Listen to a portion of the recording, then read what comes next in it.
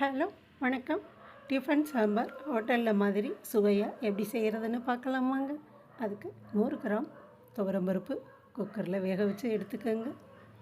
ஒரு சின்ன நெல்லிக்காய் சைஸ் புளி கரைச்சி அதில் உப்பு சேர்த்து அது சாம்பார் தூள், மஞ்சள் தூள், நாம் கட் பண்ணி எடுத்த காய்கறிகள் கத்தரிக்காய், கேரட், உருளைக்கிழங்கு, முருங்கைக்காய், தக்காளி, வெங்காயம் எல்லாம் சேர்த்து கொத்தமல்லியும் சேர்த்து ஒரு விசில் வச்சு இறக்கி வச்சுருங்க.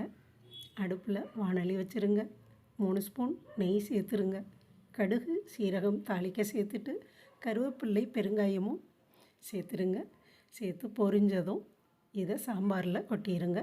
கொட்டி கலந்து இறக்கி பரிமாற வேண்டியதாங்க. சூப்பரான சுவையோட டிஃபன் சாம்பார் ரெடி ஆகிரும். இது வெண்பொங்கல், இட்லி, தோசை எல்லாத்துக்கும் அருமையான டேஸ்ட்டோடு இருக்குங்க. நீங்களும் இதே மாதிரி வச்சு சாப்பிட்டு பாருங்கள். நம்ம சேனலை இதுவரை சப்ஸ்கிரைப் பண்ணாமல் இருந்தீங்கன்னா சப்ஸ்கிரைப் பண்ணிடுங்க.